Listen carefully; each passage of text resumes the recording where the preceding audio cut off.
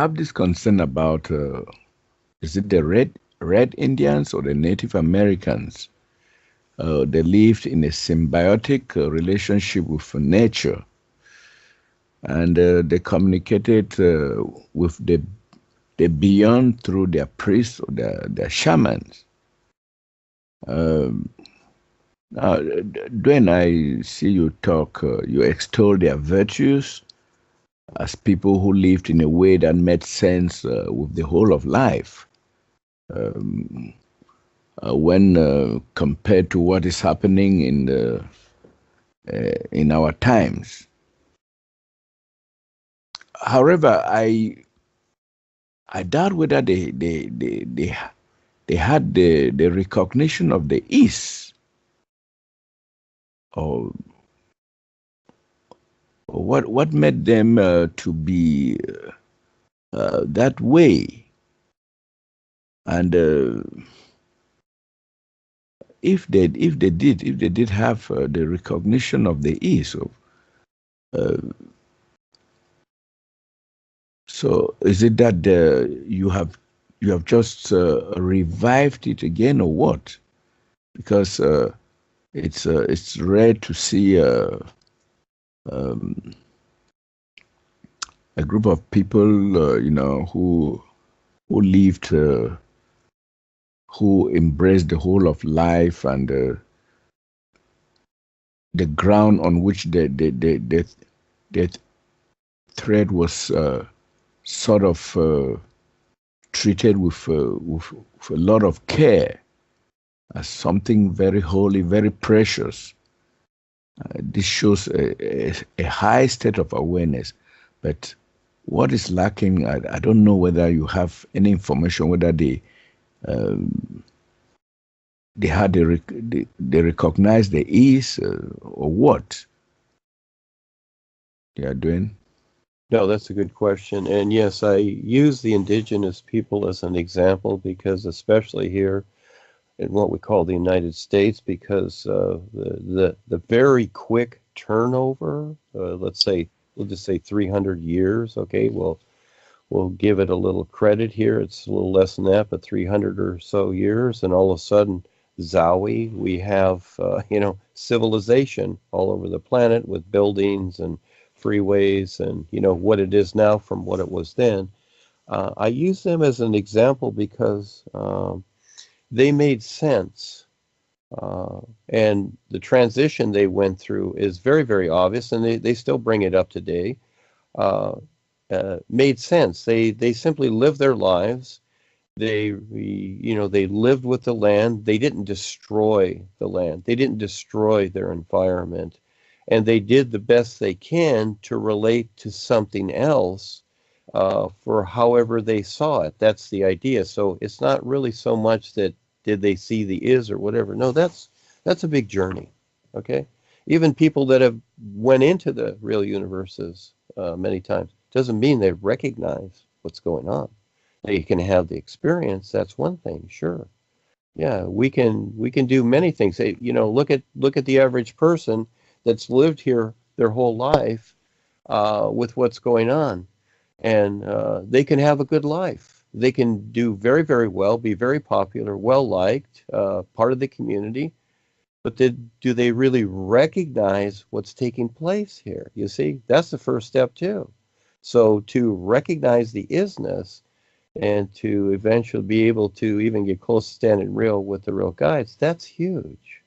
That's a huge undertaking. So, but I use them as a reference because just like the birds and the animals, they made sense in their life in a particular way. Technology can be fine if it's really considered with the natural environment. So, you go back to the horse and buggy days is one way to look at it. Then all of a sudden, somebody invents the piston engine. Well, when they first did that, however it was, all it did was create smoke to where you couldn't even see people next to you because it was so bad. But, people, again, they didn't understand or realize what was going on. It should have been looked at that very moment. And here we are, over 100 years later, and we still have it. Is it a good idea, etc.? So, yeah, anything is possible, and there's many ways to do the same thing. But I use them as an example because, again, what is taking place today, it's about business. It's about distortion. It's about control. Business, the monetary system, governments, this is all about control. Doesn't matter if you have declarations or constitution, Bill of Rights or whatever, we the people refer to these things. These things mean nothing. They're all control factors. And there's no taking a system and making it better and thinking that it's going to be a better control system. It's still all about control. It's still all about the prison yard. And again, these people didn't ruin their natural environment.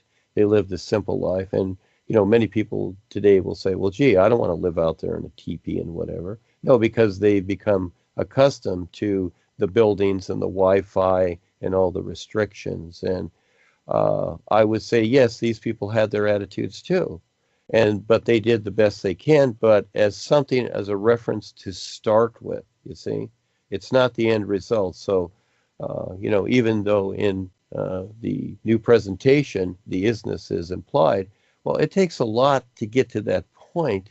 And so for the most part, most people are just going to sit and consume the knowledge and sit and listen for the most part. And you're really not going to understand what's going on. And you can ask Kelsey or anybody else that's been with us for a while.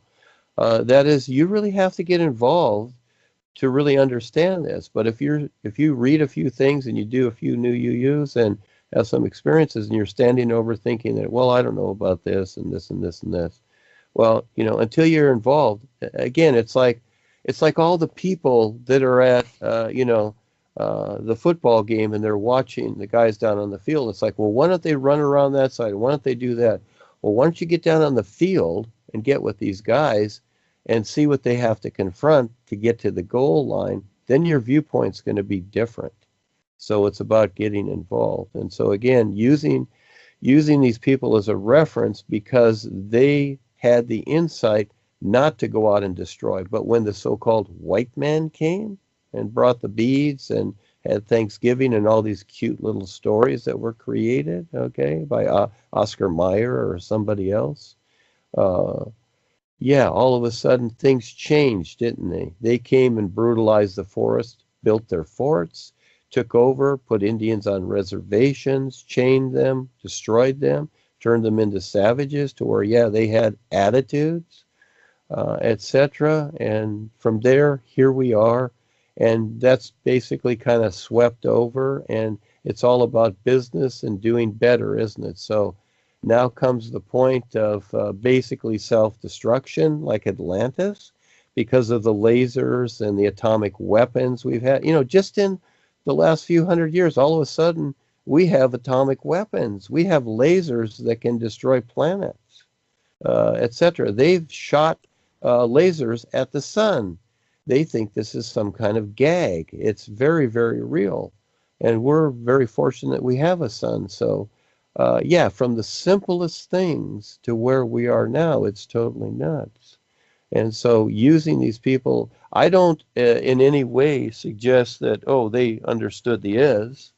They understood what they did. They talked about their happy hunting grounds as an example. And basically, that's the astral worlds, just like the Christians and all the religions have their place. It's paradise or whatever it is. And basically that's the astral worlds because they really want a fantasy la la land. They want something better. So basically it's the astral and the mental worlds, which is fine. It's a step if they're interested in going further. But what happens is that they're so heavily marketed and controlled, people are, that, they really don't have a chance to go further. So because the fear factor makes them cling to the God idea. You're not to get beyond the gods or know more than the so-called gods, because then you're in trouble. So this is where we've come to, and we still have the piston engine that's destroying the planet all by itself, plus all the other factors that we have. So yeah, using the indigenous people, they're a very good example, but I'd really rather use the birds. I really would rather use them. And again, the idea was, the idea is that, the birds don't need government, but they're birds. So, the people that don't know what they're doing, they're the ones that need the government, you see? Yeah, but the birds don't. You see, so people think there's a difference between birds and people. There's no difference. It's just that I see that the birds have better body types because they can fly and the humans can't. They got to drag their body around the earth. So, what makes more sense? So we're in the position, the new nowness is about making sense, not just staying senseless with everybody else that doesn't know what they're doing. Yes, Charles. So it's a real heck of a challenge, isn't it? I'm up for it. I like it. It keeps me busy. Yeah. Thank you for asking. Thank you very much for your clarifications, and thank Sandy and Claudie for their wonderful insights, which I will share with the African Nufriends in the group on how to even carry out a one-man show. Thank you very much. Well, Charles, you're the great leader here, and we appreciate it. So, yes, we will expect you back next Saturday. So you're going to bring us something else that's fun, aren't you? Yeah, Duane. I'll try. Yeah, we're not giving up, Charles. So there's always something. So whatever it is, so whatever the latest comic book you read, whatever, you can do a review. Okay? Yeah. Yes, there's always something to share. So thank you very much. So this has been very enlightening and gives us all ideas to continue on. Again, number one is survival. It's not what we think or see, but it's all about survival and what makes sense. So do we take on the challenge?